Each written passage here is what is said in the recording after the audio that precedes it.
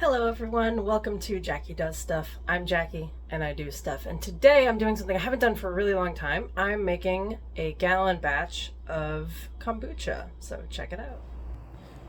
So here I am in my kitchen with my setup. I've tried to set everything out in advance so that I wouldn't have to go digging around my kitchen. As you will see during this process that I did actually forget a couple of things, so that's annoying. Got my wooden spoon, my tablespoon, that's my green tea, my good friend Nate got me.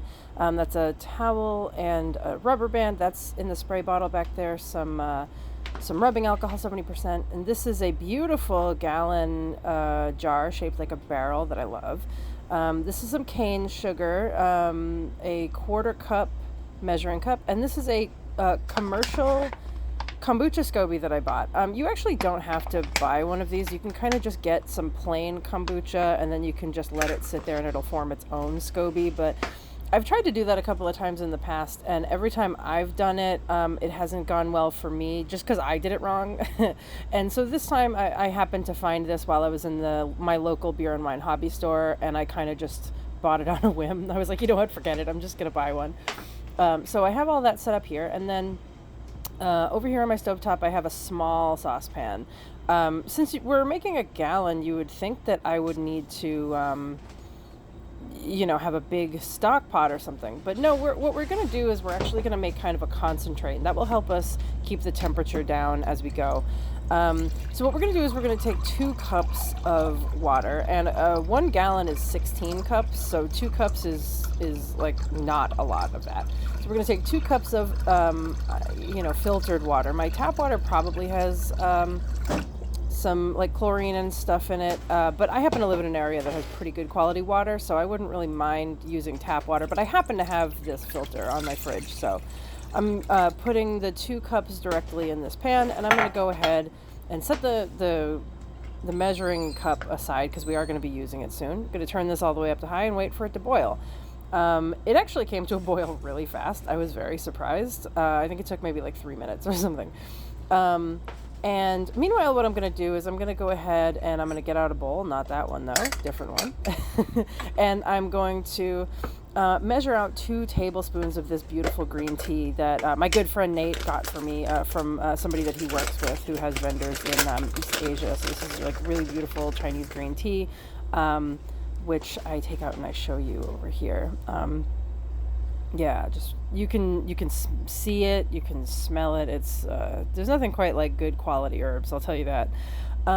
So every recipe that I've seen for this has said like 2 tablespoons up to I mean like 5 tablespoons, I guess. So what I've done here is I've just done 2, because that's one of the good things about making something like kombucha, is that because the process finishes so quickly, you can experiment without really having to lock yourself into any particular program. So I'm just measuring out 2 tablespoons, but also that kind of small handful that I took out ahead of this to show you, and then also the 2 tablespoons are going to be kind of heaping. So it's not going to be exactly 2 tablespoons, it's going to be a little bit more, but I'm okay with that. So what we're going to do is we're going to wait for the water to come to a boil, and then we are going to add this loose leaf to it, and then we're going to wait 10 minutes. So that's what you'll see me doing coming up here.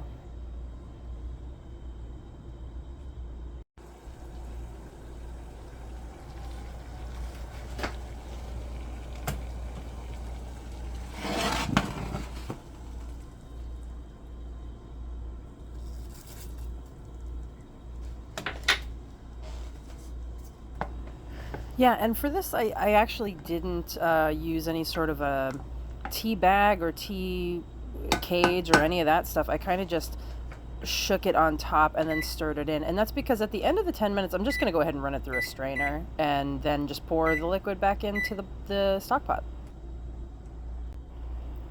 But actually, during our 10 minutes of waiting for the tea to steep, that gives me an opportunity to go ahead and properly clean the barrel. Or the barrel-shaped vessel, rather. So, normally I guess I probably wouldn't put the gloves on, but for this particular time since I'm showing you guys, I decided to go ahead and be a good egg and do that. When you're dealing with like rubbing alcohol or isopropyl or anything like that, you really should wear protection. It's really not very good to be in contact with your skin. I learned that when I worked in the cannabis industry. So what I've done is I've just gone ahead and like sprayed it on the inside and the outside, but I didn't get really I didn't get real weird with it because this isn't like beer. But I just went ahead and wiped it from the inside out. That will keep the contaminants from getting inside of it. And then I left it for 5 to 10 minutes. So it's a good thing that it took us that long to steep it.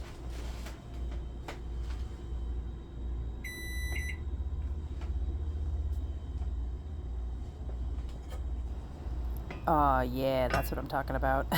Yeah, you can see that the leaves really opened up, and that's one of the reasons why we want to toss it around with the spoon, is to get a little bit, to get as much surface area contact as we can. Now I'm gonna just go ahead and pour it through this strainer. I kind of don't really need to because the leaves don't really leave the pot when I try to do this, but it is probably the best way to keep them separated. And then after this, I just go ahead and I take the leaves and I put it in my compost, and then pour the liquid right back into the pot so we can continue with our process.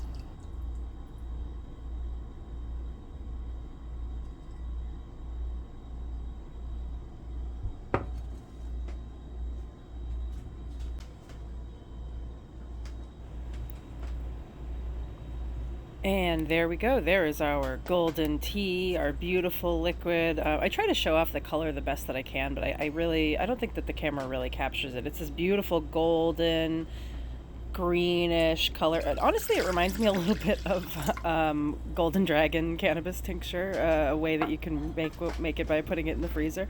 It's this beautiful color.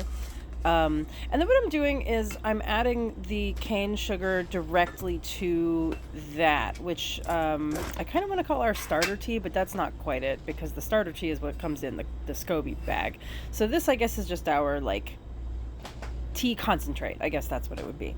So I'm adding the sugar to it now because this is the hottest it's going to be, and we're going to need for it to be a little bit warm. That will help it to dissolve the sugar within it. So we're going to add the entire cup to our tea concentrate, and so we're kind of making a little bit of like a weak syrup here, and we are really going to sit here and stir it until the sugar is properly dissolved, because from here on out we're going to try to cool down this liquid, and cooling it down is going to make it harder for the sugar to dissolve.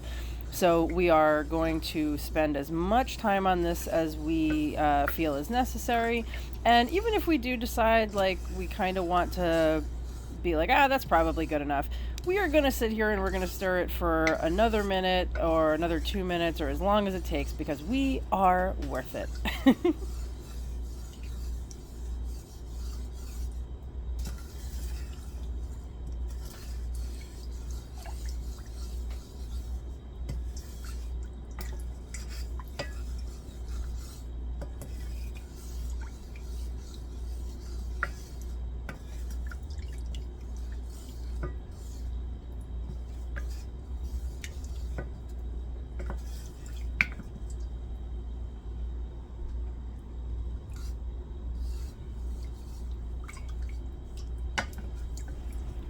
Yeah, you can see there was a little bit of sugar still undissolved in there, and I could have let it go, but I decided to go ahead and keep stirring it, because that is one of the ways that you can really elevate your craft here, is by every time that you could be like, that's probably good enough. If you really if you take that extra step, then the finished product is going to be that much better, and you're going to care about it that much more.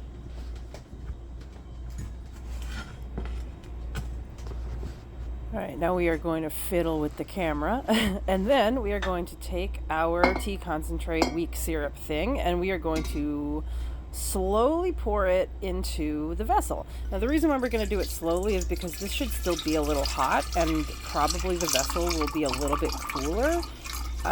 And you can shatter glass by changing its temperature very quickly. You can also see that I'm trying to pour it from a height here, and that's because I heard somewhere with making pour over coffee that one of the ways that you can kind of quickly cool down the liquid is by allowing it to to pour out of whatever you're pouring it from into the vessel from, you know, a couple of inches higher up, and the actual the falling from there to there can cool it down to as much as like 18 degrees. It actually, you'd be shocked by how much control you have over these things if you just change a little bit of your technique here and there. So now what I'm going to do is I'm going to go ahead and pour this cool filtered water in 2-cup increments, because that is the cup that I have here. And I'm going to just pour it over the top of that tea concentrate. So this is how we are managing our temperature here. It's like it was warm still from dissolving the sugar. It was warm still from being on the stove. And now we are cooling it further by adding 13 cups, I believe. Yeah, 13 cups of water, I think is what I did. Because a gallon is 16 cups, but we don't want to add an entire gallon because the kombucha scoby is going to come with about a cup of starter tea. So we want to take about a cup away from that. So instead of topping it up to 16 cups, I top it up to 15 cups. And I show you most of me adding the water here, but at some point my partner came home and wanted a hug, so who am I to deny him a hug?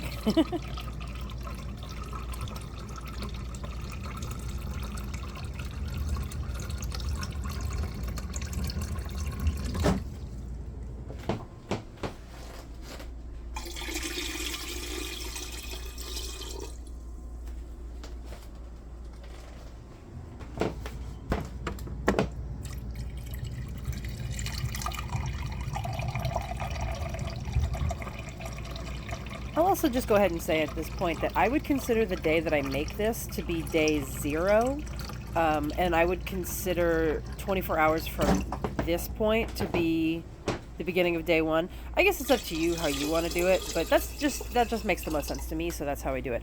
So what you'd want to do is you would want to wait until the kombucha was at day 7, and then you would want to taste it. And when you taste it, whatever you stick into the vessel, you're going to want to make sure is clean. Probably just like regular, like soap and water is probably clean enough. But if you have rubbing alcohol, you might want to go ahead and hit it with that too. And you just want to have a taste of it. And if it tastes good, you're done. And if it doesn't, wait.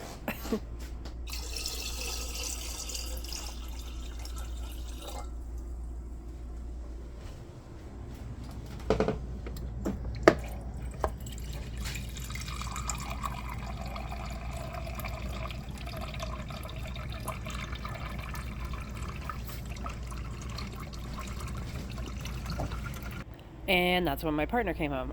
So what I've done here is I'm showing you that I have brought it up to 15 cups. And then over here in this mason jar off to the right-hand side, I have gone ahead and opened the scoby packet and put it in this jar so that we can see it before we add it to the kombucha vessel. So this starter tea here, this is just aged kombucha.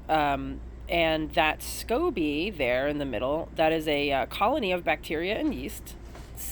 C-O-B-Y, colony of bacteria and yeast.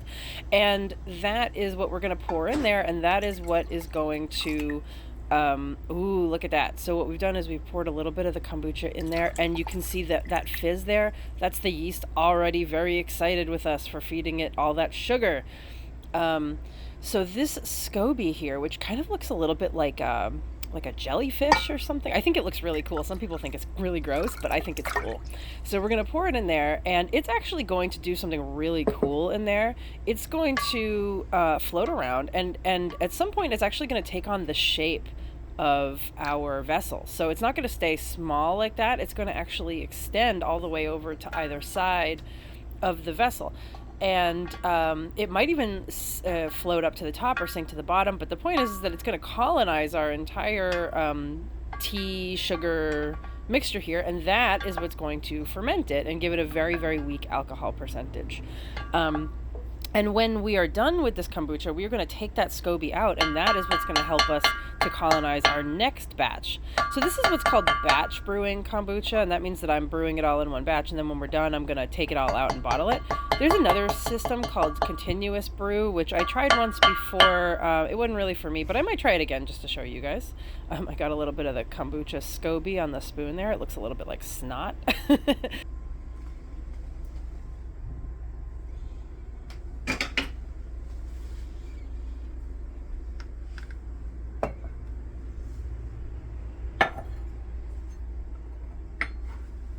So now what we're going to do is we're going to just take that towel, we're going to bring it over the top, and we are going to put an elastic band around it to hold it into place. But I'm going to cut that out because I was really struggling with it one-handed, but trust me, I did it.